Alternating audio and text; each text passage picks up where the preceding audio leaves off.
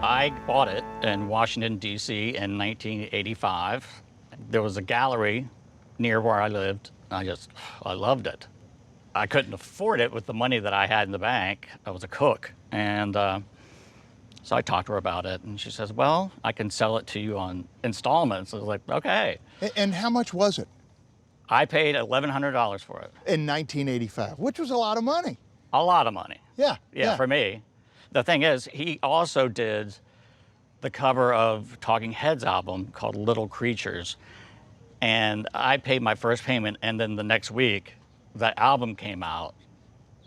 And who are we talking about here? Howard Finster. Howard Finster, That's okay. right.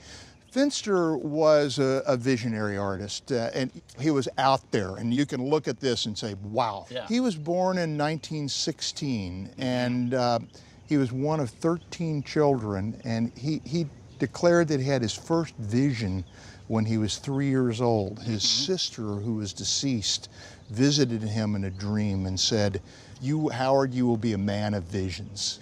He became an evangelical preacher, but he was all along making art.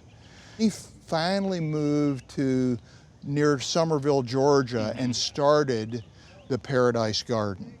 And the Paradise Garden still exists today, that you can go see. It's full of oddball buildings that incorporate Finster's art. REM and the Talking Heads discovered him, and there was an article about him in Atlanta magazine, and people started picking up on this weird, quirky guy. So let's sort of delve into this. Okay. The first thing, it's made out of boards. There's a mirror. This is a piece of plexiglass, and he's painted everywhere. He's covered everywhere. Complete surface, which is typical of the work that he did.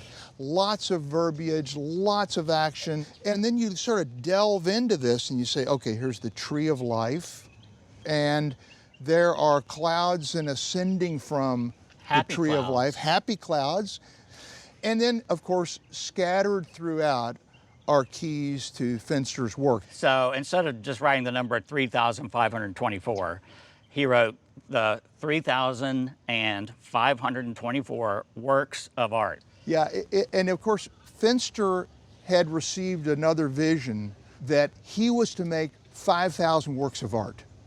And that's why he started numbering them. And he continued to work until he died in 2001. Yeah. So no one knows absolutely how many works of art Finster did, but it's probably in excess of 45 or 50,000 works of art. Which brings us around to value of this remarkable thing. What do you think it's worth today? Not that long ago, a gallery owner in Atlanta told me it's worth maybe 3,000 to 5,000 at auction. So that's all I knew then. I would differ a little bit. Most of his work, his small dimensional work, is either measured in the few hundreds to $1,500, $2,000. In the right outsider art auction, I think this would probably bring between $15,000 and $25,000. Really? That's great. Absolutely, absolutely. Great. Good for Howard. I knew it was very special when I saw it.